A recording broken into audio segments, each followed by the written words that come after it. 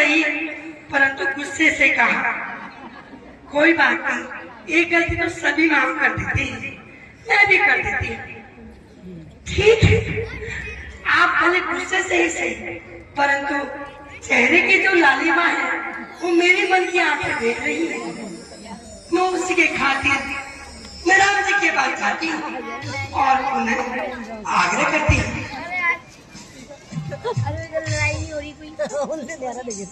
देखो, पत्नी के होते हुए भी कितना मन मुस्कुरा रही है।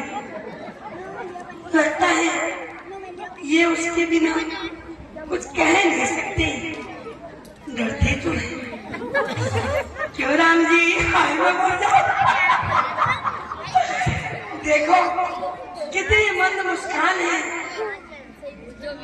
ऐसा तो नहीं लक्ष्मण के डर से कहीं सीता भी कुछ कहना चाहती है? देखो कितना मुस्कुरा रही है। कोई बात नहीं, मैं उनसे पुनः आग्रह कर रही हूँ। अजी राम जी, आपके भाई तो मुझे नहीं भरते, मुझे तो आपके पल्ले बांध दिए हैं। मैं तो आपसे विवाह करूंगी।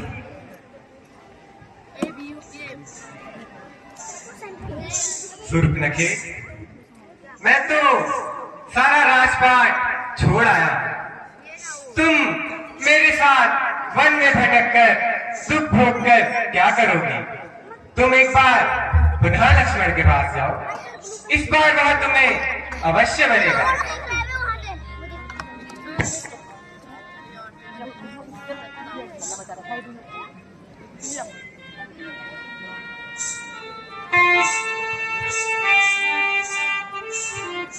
चलिए, मुझे भी कोई एतराज नहीं, क्योंकि इस मुस्कान पे तो मैं बलि बलि जाऊं। अजी लक्ष्मण जी, मैं फिर आपके पास आ गई हूँ।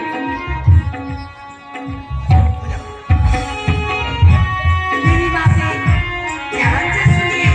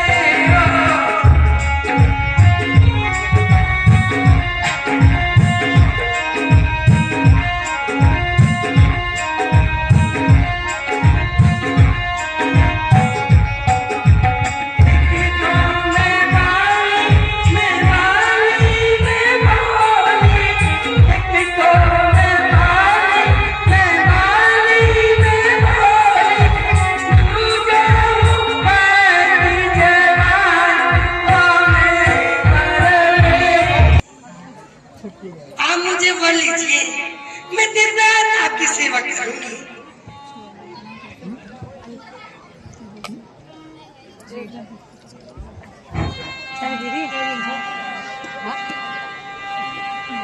ये सुंदरी, तुम भैया के पास न जाओ, भैया इस बार तुम्हें अवश्य वरेंगे। अजी ना जाने ये दोनों भाई मुझसे क्या चाहते हैं, फिर मुझे भैया के पास भेज रहे हैं। चलो, ये तो गुस्से वाले लग रहे हैं।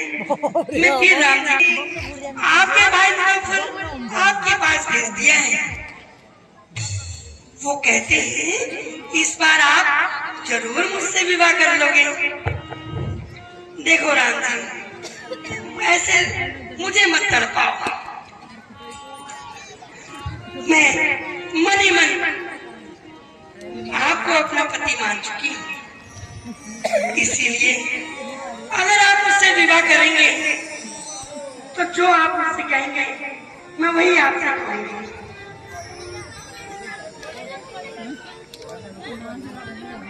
ऐसे मत कर पाइए। देखो मैं पहले ही बता चुकी हूँ, मुझे यूं न तड़पाओ। लक्ष्मण जी के पास भेजते हैं और राम जी के पास भेजते हैं। और आपको नहीं पता, चांदनी चांद से होती है, चांदनी चांद से होती है, सितारों से नहीं। मोहब्बत एक से होती है, हजारों से नहीं। इसीलिए मैं आपसे विवाह करूंगी, मेरी आज्ञा स्वीकार कीजिए। मैं तुम्हें नहीं बढ़ सकता सूर्पनखे, मैंने तुम्हें पहले भी समझाया। तुम एक बार पुनः लक्ष्मण के पास जाओ, इस बार तुम्हें अवश्य बनेगा। क्यों नहीं, क्यों नहीं, मैं तो इनके कठपुतली बन के रह गई हूँ। जैसे धागा हिलाते हैं मैं वैसे इधर उधर चली जाती हूँ। परंतु क्या करूं इस दिल को, ये दिल में जो समा गए हैं, इनकी बातें मानना तो मेरा कर्तव्य है। अगर ये इतनी प्यार से नहीं बोलते तो इनको नहीं पता मैं शूर्पनखा हूं, मैं कुछ भी कर सकती हूँ।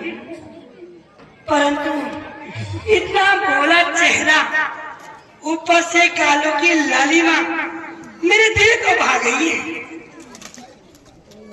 ठीक है, मैं इनका आग्रह बिल्कुल नहीं ठुकराऊंगी। मैं फिर लक्ष्मण जी के पास जाती हूँ और एक बार फिर से पुनः आग्रह करती हूँ। अजी लक्ष्मण जी, जरा मुस्कुरा भी दो। अगर एक बार मुस्कुरा देंगे तो मैं आपका सारा कहा मान लूंगी। ठीक है, मत मुस्कुराइए, परंतु मैं भी बड़ी हठी हूँ, मैं अपनी जिद बिल्कुल नहीं छोड़ूंगी। मैं आपसे पुनः आग्रह करती हूँ, अगर आप मुझसे विवाह करेंगे तो आपके लिए मैं अपना लंका का सारा लंका का राज लखन लाल तेरे लिए मैं तो छोड़ा ही लंका का राज लखन लाल तेरे लिए।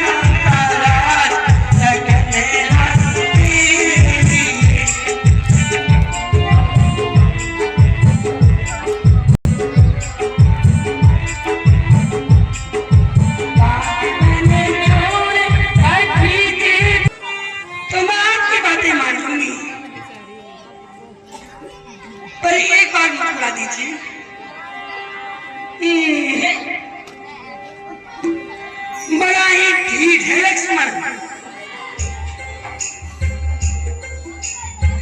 अजी लक्ष्मण जी, मैं आपसे कह दे रही हूँ, अगर आप मुझसे विवाह नहीं करोगे तो आपको पछताना पड़ेगा।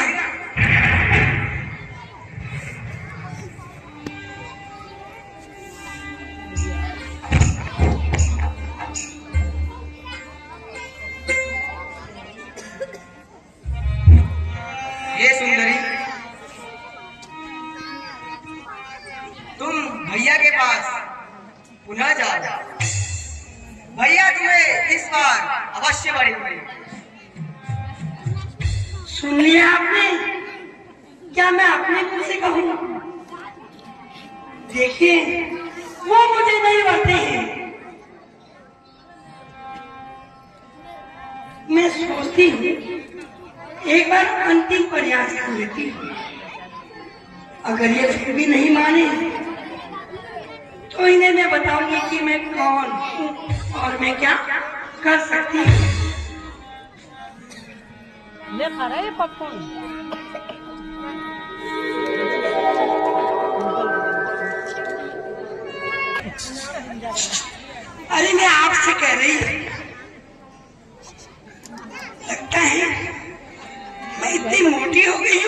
इस खंबे से भी ना दिख रही हो।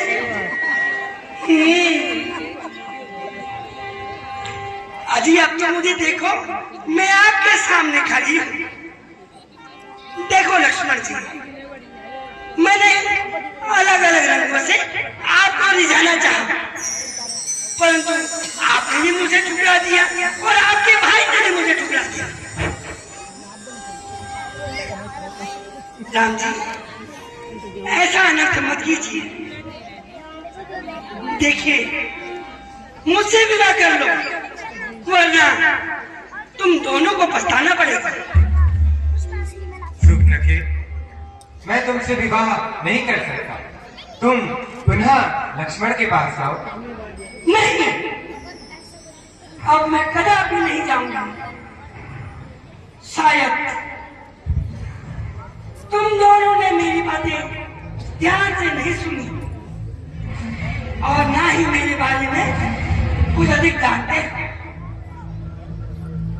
मैं तुम्हें पहले ही बताया था, मैं लंकापति रावण की बहन हूँ। मेरे भाई खरदूषण इसी जंगल में रहते हैं। अभी तक